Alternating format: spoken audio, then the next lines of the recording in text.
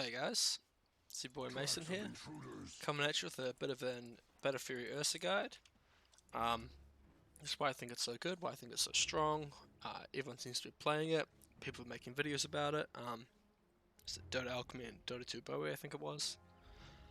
And I just wanted to check in my perspective because I think there's things they're not quite talking about, I think that should be talked about. Yeah, so starting items, like just go Quelling, 2 Tangos, Healing Salve. If it's like a bristleback or just someone who stick's really good against, don't get a tango and instead get a stick, so you just something like that instead. Otherwise, remove that and get that. Orb of Venom early is really nice, or then you get a stick otherwise. Just depending on the lane and what you need. There's no point getting an orb if you're not going to be hitting them a lot and it's not going to let you get extra hits on them. Because realistically it gives you 4 damage, it's nothing. Yeah, like if you just hit them once then it's not going to give you an extra hit, it's just 4 damage. Yeah, so I think I always start Fury Swipes and then Aftershock. Just level up a bit. So by level 4 you've got 2 in each. Level 3 it kind of depends. If they're getting low and you just need like a little bit more of a slow to hit them, go Aftershock.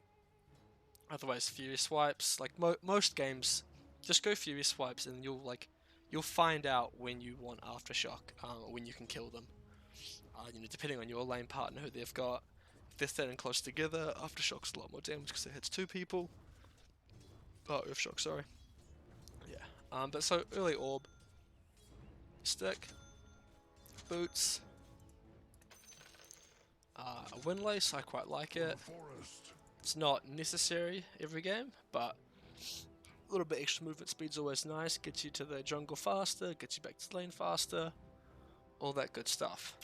Now what I wanted to show is, can you kill people? Or could you if you were overpower? So I'm just hitting him there, and he's got nothing, no boots or anything. He's just walking away. And, I'm catching up eventually because I got the windlace as well.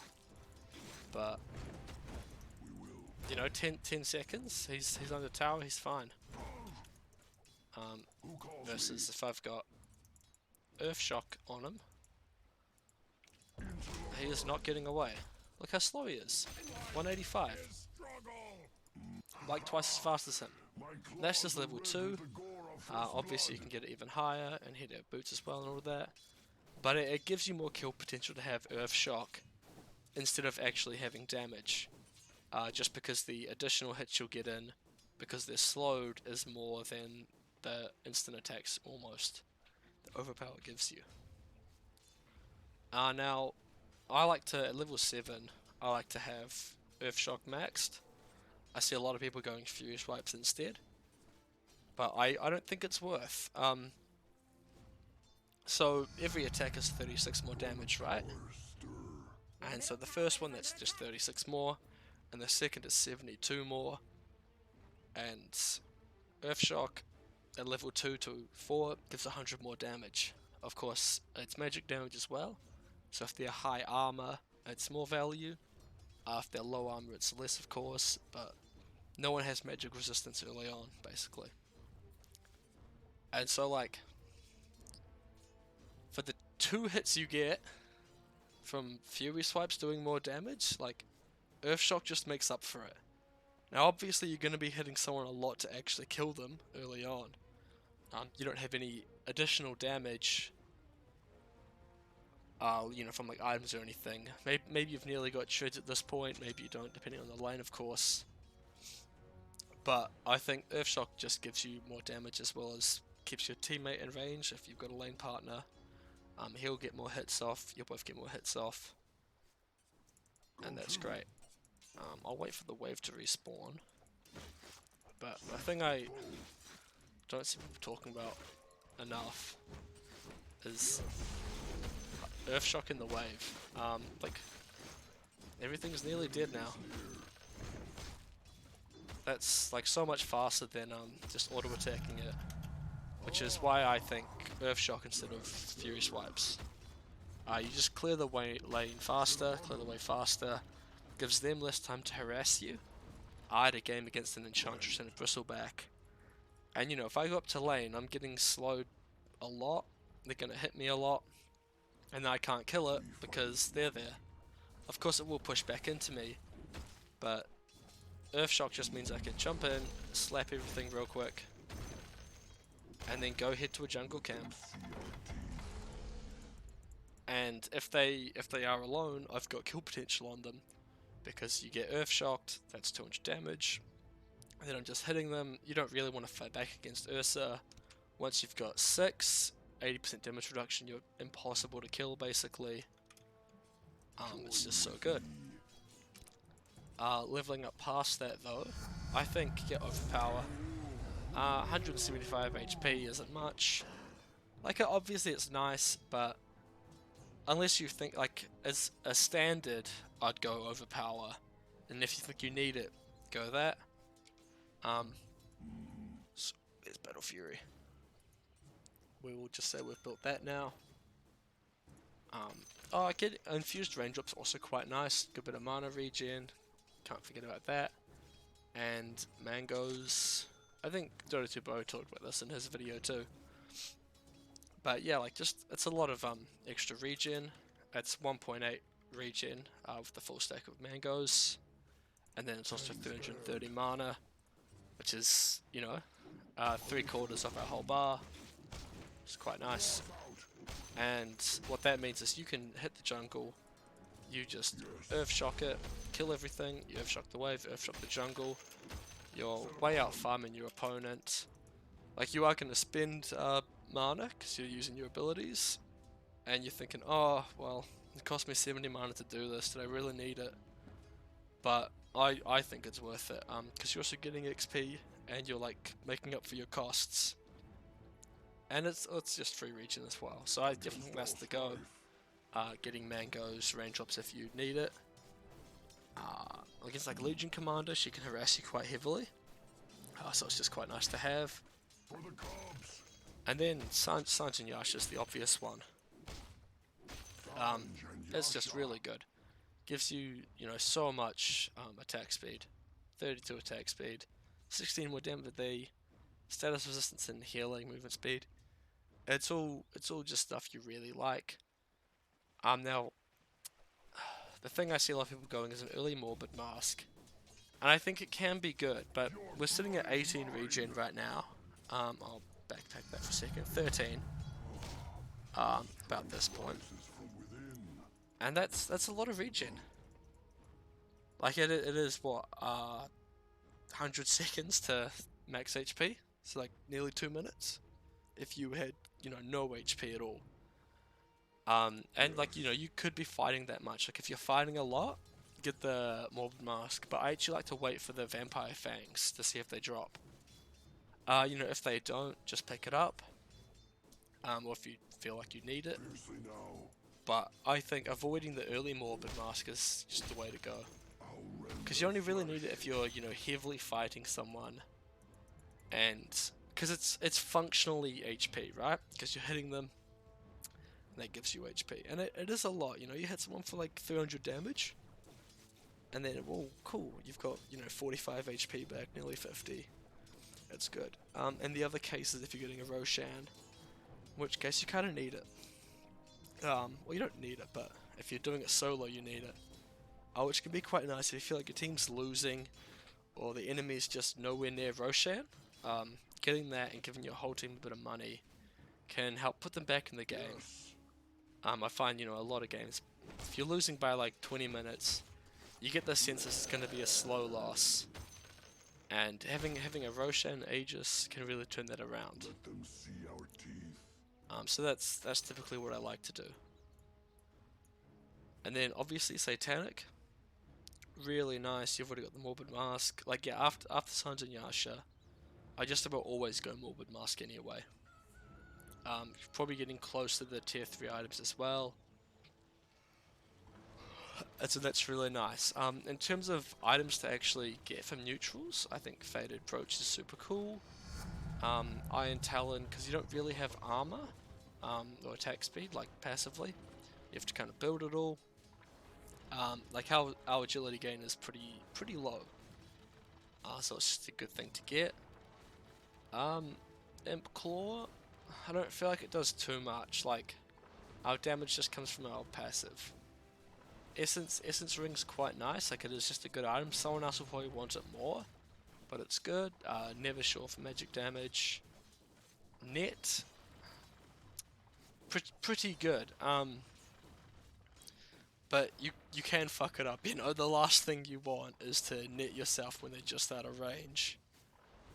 But if you're confident, you know, you can just Earthshock, net them, and when you're right on, that's perfect.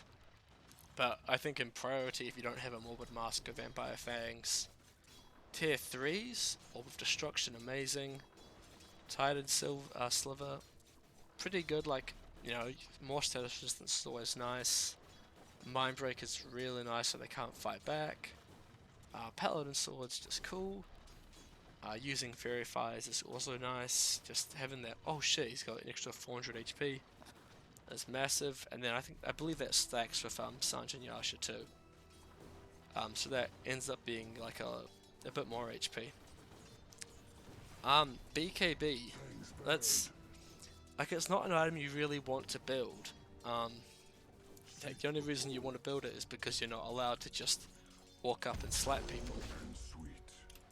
Examples would be Viper. If you get stuck in his field, his little pool of acid, you're in real trouble. So that's a BKB time. Disruptor, if he ults you and gets you stuck in the ring, a bit of an issue. Yeah, just anything that means you're not going to be able to Fury Swipe people and hop onto them for Earthshock. Just that kind of stuff is, I think, the only real reason to get it. Yeah, it's not like a necessity. Because you get a lot of status resistance. We'll just level to max now, fuck it. Yeah, so we're with 44% status resistance. So I think things are nearly at half duration on us. And then we ult, of course, 72%. That's, oh. Things last nearly a quarter as long on us as they should. Of course, shit like a Winter Wyvern hitting our friend and not us is an issue. But things that have like a set effect, you know, obviously disrupt this thing as well fucks us, which is why I think BKB is so important. In terms of other items, like after this point, MKB if you need it, probably get it before Satanic. Actually, I feel like Satanic's the like the luxury part. Like this right here is your core. I feel, you know, very safe, comfortable running around like this for the majority of the game, really. For Vampire Fangs, I dropped the Windlace. But yeah, like this is typically it. This is all you need to dominate most carries early on. You know, you get this by like 25 minutes-ish, 20 minutes. No one's stopping you. That damage reduction there is crazy good. You know, if you could BKB it, you can enrage it. That's how I like to think of it. And you're just unstoppable. But yeah, so Abyssal Blade if you really need to jump someone, or you just need that extra bit of distance to go, because it gives you a fair bit. Just put him over there. So, you know, he's running away, I'm trying to chase him. Oh, actually, I've got the fucking talent, don't I? Well, pretend I don't have that. We fight as one. About here, it's a good distance. And you can Earthshock a little bit further as well. So just extra catch, you get that. Maybe just the Skull Basher if you need to stop TPs. I actually find that you just kill people if they start to TP. Because you do so much damage if you can just hit them. But yeah, MKB if you need evasion stopping shit. Blink is also another option. I think after Satanic though. Yeah, I like Blink Dagger's weird. It's like it's a good item, but it takes up a slot, and you know you're gonna be getting Aegises. Because you want this kind of. This is like your ideal setup. And then like you're like, ah shit, I need a blink. Well, now you can't stop TPs. You can jump on anyone and just demolish them, but you can't stop a TP. So I don't like to get blink on him. But there's definitely a game where they've just got a backliner who just stops you dead in your tracks. Like a Winter Wyvern. And you want her to ult you basically, because that's the way. Ideally, you know, you jump Winter Wyvern, you just kill her instantly with overpower, and she's no longer an issue. But that's like the case where I'd get blink. Like 9 out of 10 times, you just go and Skull Bash or Abyssal. And then, you know, BKB before Satanic if you really need it. Make sure you've got some form of lifesteal before that though. But yeah, I think that's about it. What I really wanted to just get across is that Earthshock does give you the kill potential that you kind of lack with Overpower, unless you've got a teammate there. But you know, if you can be self-sufficient and be like, you know, in a 1v2 lane or something, and your teammates, you know, kicking the shit out of their carry, that's I think better than getting you an extra, you know, 20 GPM or some shit like that. You know, like if you need help, they should be there. But that solo kill potential as well, like their carry is no longer safe there. They're offlane, I should say. And I think even most carries like don't want to fight you. I think that's about everything. Yeah, just max Earthshock and farm the wave and the jungle. Thanks guys. I hope this helps you out. Like and subscribe, and I'll leave a thing in the comments about Dota 2 Bowie and Alchemy's video. Cheers.